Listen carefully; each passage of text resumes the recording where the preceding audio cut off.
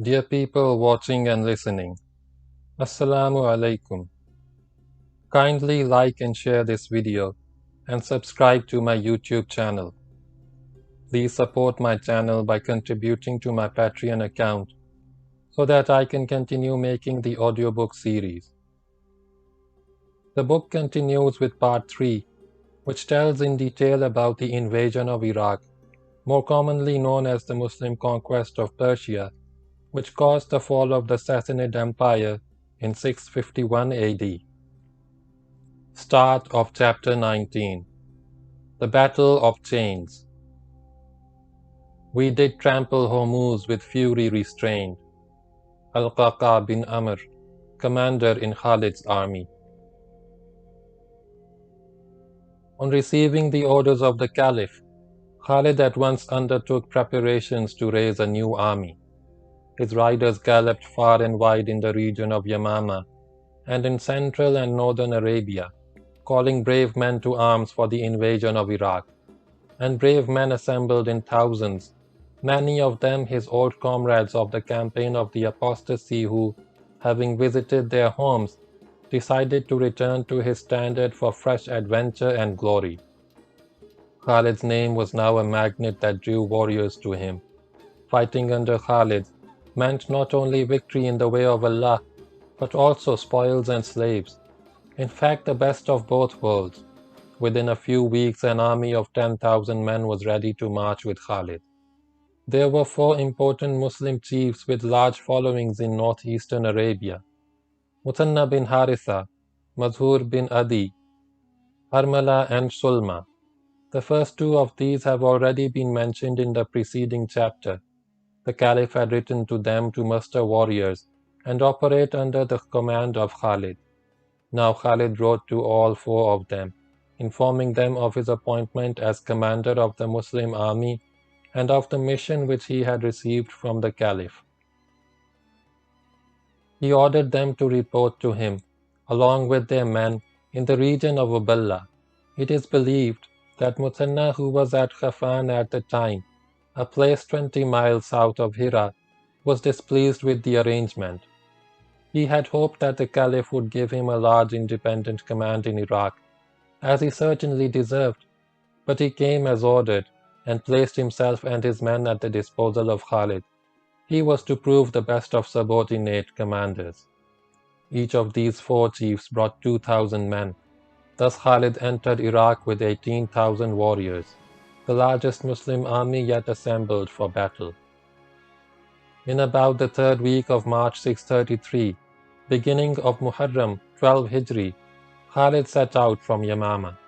But before doing so, he wrote to Hormuz, the Persian governor of the frontier district of Ch19, "Submit to Islam and be safe, or agree to the payment of the jizya, and you and your people will be under our protection. Else, you will have only yourself to blame for the consequences, for I bring a people who desire death as ardently as you desire life." Hormuz read the letter with a mixture of anger and contempt and informed the Persian Emperor Ardashir of Khalid's threat. He made up his mind to teach these crude Arabs a lesson that they should never forget. Khalid began his advance from Yamama with his army divided into 3 groups. He did this in order not to tire his men or waste time by having too many troops in the same marching column. Each group set off a day apart. Thus, each group was a day's march from the next, far enough for ease of movement, and yet close enough to be swiftly concentrated for battle if required. Khalid himself moved with the 3rd group on the 3rd day. The whole army would concentrate again near Hufair, and before leaving Yamama, he promised his men a great battle with Hormuz. Hormuz was the military governor of Ch19, an experienced veteran and a trusted servant of the empire. Hormuz was given this district to govern and protect because of its vital importance, which was both political and economic. It was a frontier district and lately had had a good deal of trouble with the Arab raiders of Muthanna. It was also a wealthy district in natural produce and commerce. Its chief city, Uballa, was the main port of the Persian Empire and thus vital to its commercial prosperity. Uballah was also a junction of many land routes from Bahrain, from Arabia, from western and central Iraq, from Persia proper, which gave it a decisive strategical importance. It was a gateway, which it was the job of Hormuz to govern as an administrator and defend as a general. The Persian society of the time had an imperial and aristocratic character. As is inevitable in such societies, it had an elaborate system of ranks to indicate a man's social and official position at the court. The outward symbol of rank was the cap. As a man rose in rank, his cap became more costly. The highest rank below the emperor carried a cap worth 100,000 dirhams, which was studded with diamonds and pearls and other precious stones. Hormuz was a 100,000 dirham man. A true imperialist, he was of a proud and arrogant nature and held the local Arabs in contempt, which he did nothing to conceal. He was harsh and high-handed in his treatment of the Arabs, who in return hated and feared him.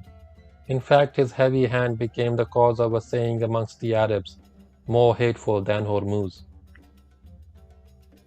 Soon after receiving the letter of Khalid, which he knew came from Yamama, Hormuz informed the emperor of the imminent invasion of Iraq by Khalid and prepared to fight this insolent upstart. He gathered his army and set out from Uballah, preceded by a cavalry screen.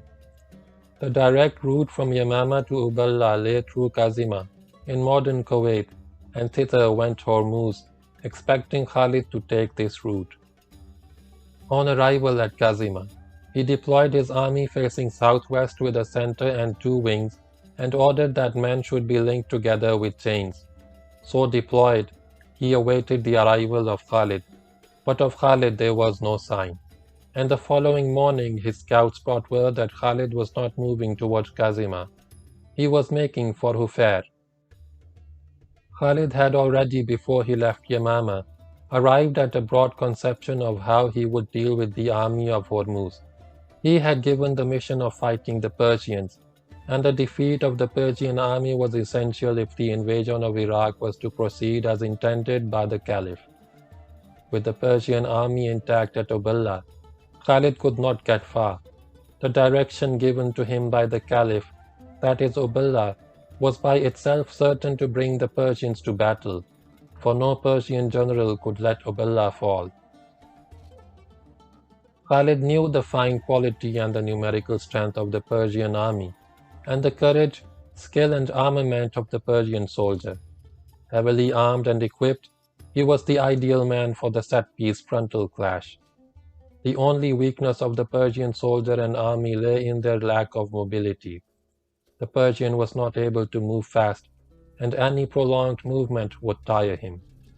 On the other hand, Khalid's troops were mobile, mounted on camels with horses at the ready for cavalry attacks.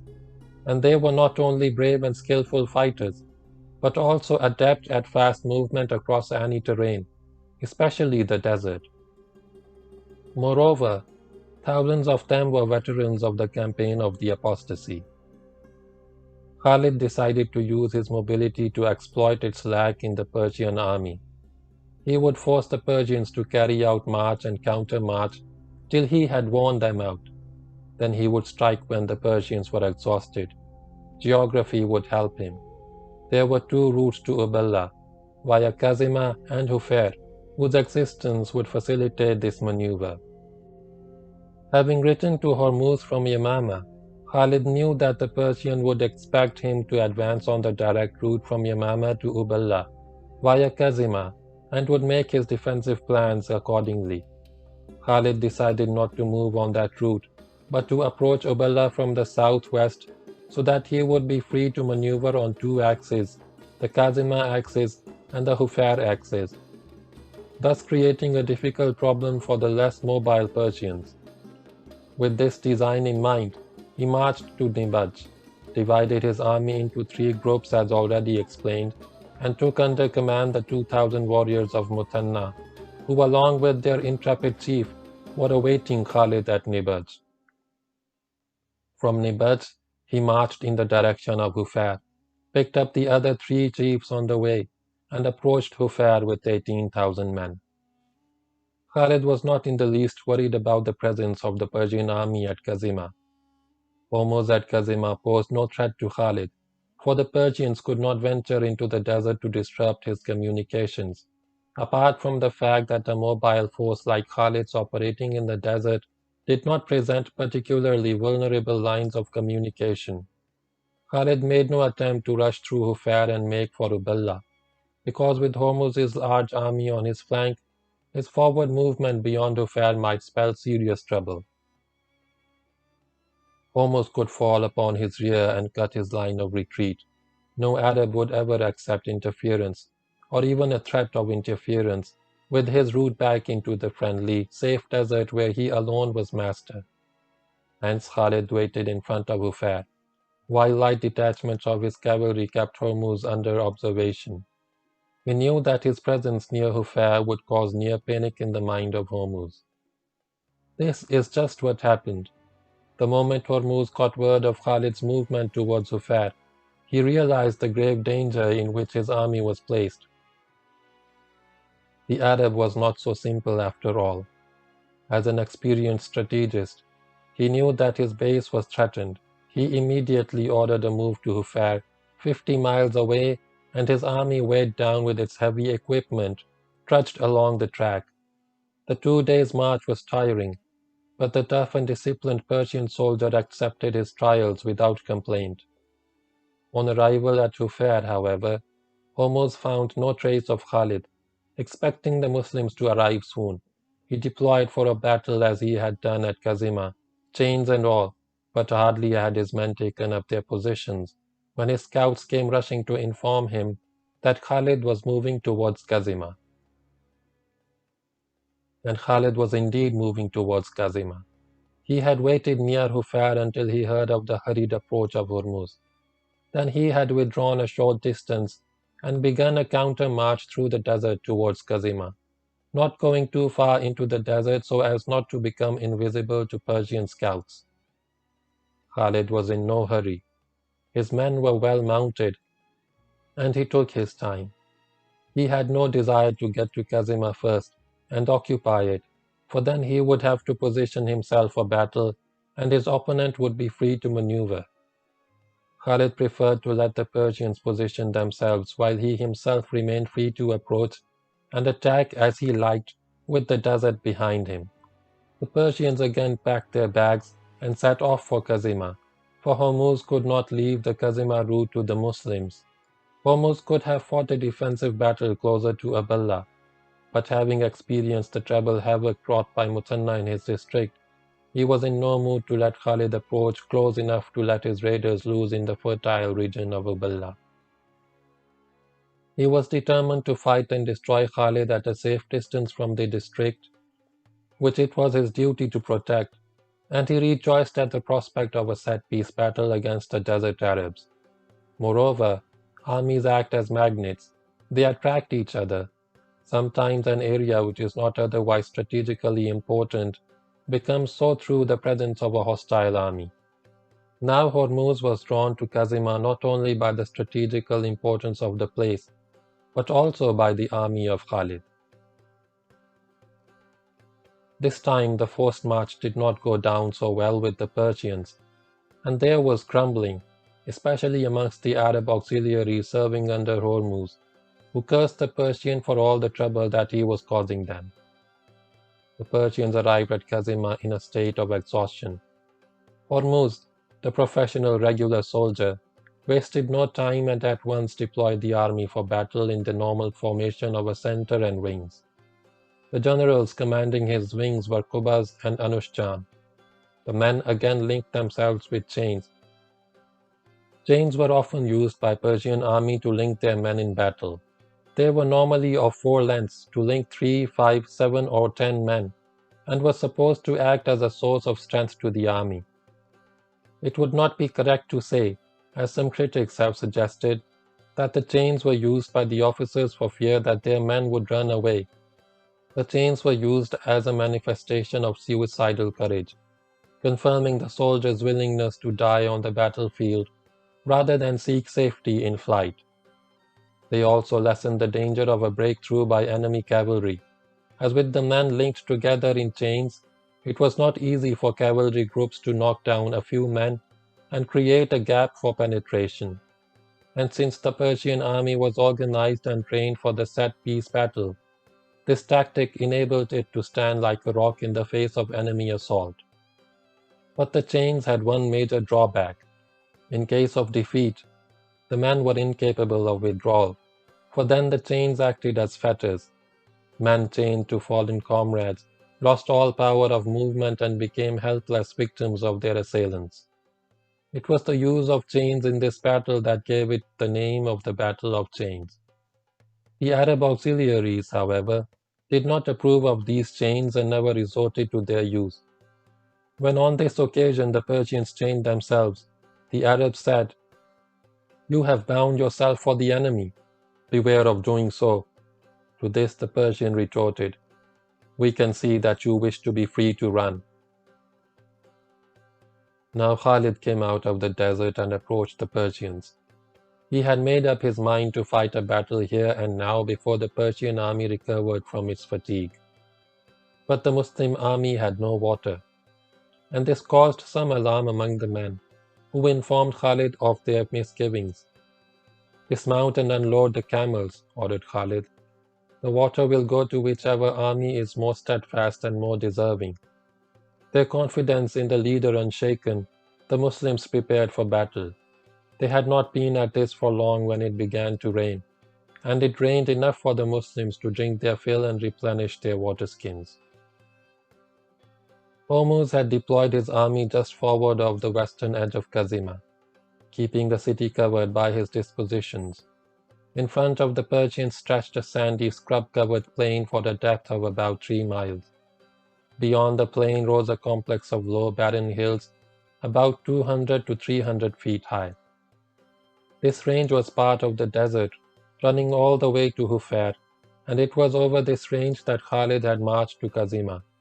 Emerging from these hills, Khalid now moved his army into the sandy plain, and keeping his back to the hills and the desert, formed up for battle with the usual center and wings. As commanders of the wings, he appointed Asim bin Amr, brother of Qaqa bin Amr, and Adi bin Hatim, the very tall chief of the Tai, who has been mentioned earlier in Part 2. Sometime in the first week of April 633, third week of Muharram 12 Hijri, began the Battle of Chains. The battle started in grand style, with a duel between the two army commanders. Hormuz was a mighty fighter, renowned in the empire as a champion whom few would dare to meet in single battle. In those chivalrous days, no one could be a commanding general without at the same time being a brave and skillful fighter. He urged his horse forward and halted in the open space between the two armies, though closer to his own front rank. Then he called, "Man to man, where is Khalid?" From the Muslim ranks, Khalid rode out and stopped a few paces from Hormuz. The two armies watched in silence as these redoubtable champions prepared to fight it out. Hormuz dismounted, motioning to Khalid to do the same. Khalid dismounted. This was brave of Hormuz, for a dismounted duel left little chance of escape. But on this occasion, Hormuz was not being as chivalrous as one might imagine. Before coming out of the Persian ranks, Hormuz had picked a few of his stalwarts and placed them in the front rank near the site which he had chosen for the duel. He instructed them as follows. He would engage Khalid in single combat. At the appropriate time, he would call to the men. They would then dash out, surround the combatants, and kill Khalid while Hormuz held him. The chosen warriors watched intently as the two generals dismounted. They felt certain that Khalid would not get away. The generals began to fight with sword and shield. Each struck several times at his adversary, but none of the blows made any impression. Each was surprised at the skill of the other. Hormuz now suggested that they drop their swords and wrestle. Khalid, unaware of the plot, dropped his sword as Hormuz dropped his. They began to wrestle. Then, as they were locked in a powerful embrace, Hormuz shouted to his men, who rushed forward. Before Khalid realized what was happening, he found himself and Hormuz surrounded by several fierce-looking Persians. Now Khalid knew. He was without his sword and shield, and Hormuz was not relaxing his iron grip. There seemed to be no way out of the predicament. But then, being a stronger man than Hormuz, Khalid began to whirl his adversary round and round, thus making it practically impossible for the Persians to strike at him.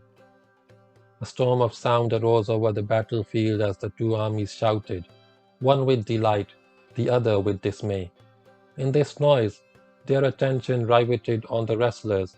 The Persian killers did not hear the galloping hoofs that approached them.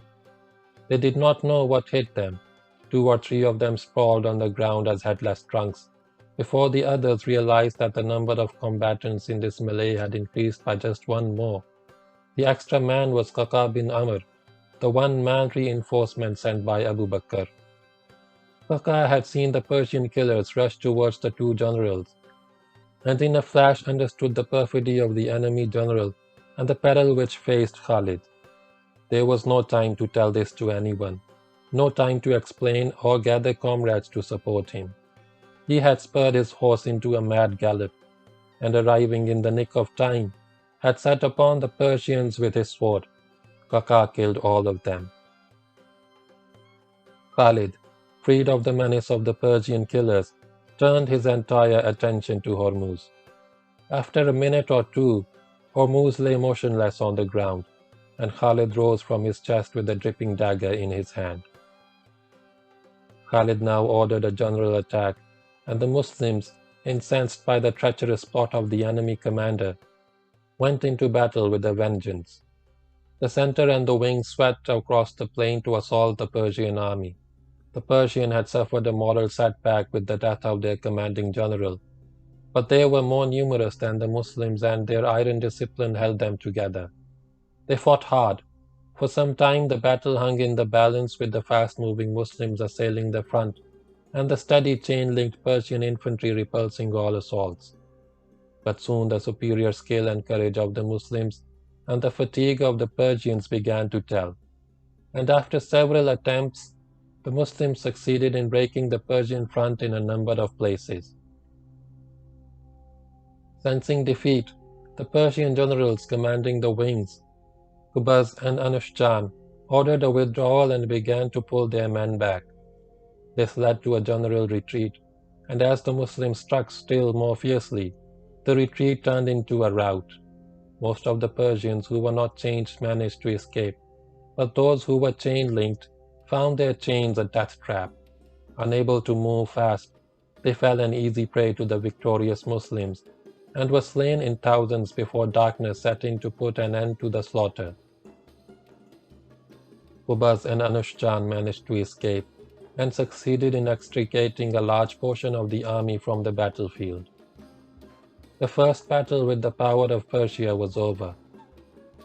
The following day was spent in attending to the wounded and collecting the spoils, weapons, armor, stores, costly garments, horses, captives of which Khalid distributed 4/5 among his men. The share of each cavalryman came to 1,000 dirhams, while the infantryman's share was a third of that. This ratio was a tradition of the Prophet sallallahu alaihi wasallam. The cavalryman was given 3 shares, because he had to maintain his horse as well and was more valuable for the mobile, fast-moving operation which the Arabs loved. 1/5 of the spoils were sent to the Caliph as the share of the state, and this included the 100,000 dirham cap of Hormuz. By right, it belonged to Khalid, for in a duel all the belongings of the vanquished were taken by the victor, and for this reason Abu Bakr returned the cap to Khalid, who, preferring cash, sold it. The Muslims appear also to have captured an elephant in the Battle of Chains, and this animal was sent to Medina along with other spoils. The city of the Prophet sallallahu alaihi wasallam had never before seen an elephant, and there was tremendous excitement in the capital when the behemoth arrived.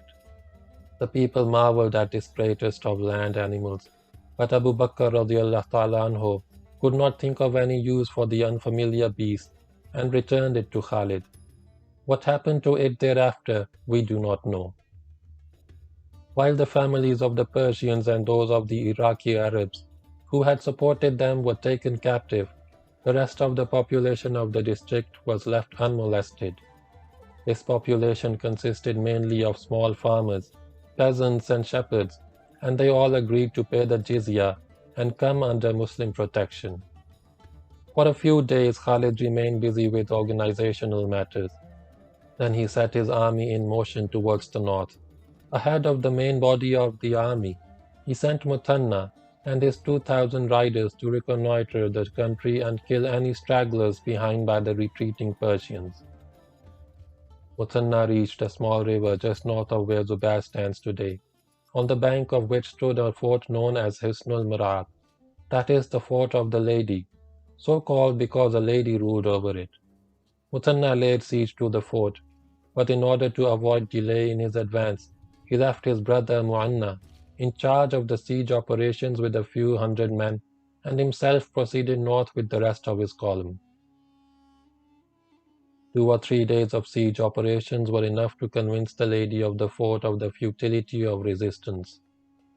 The Persian army of Uballah had been defeated, and she could expect no help from any quarter.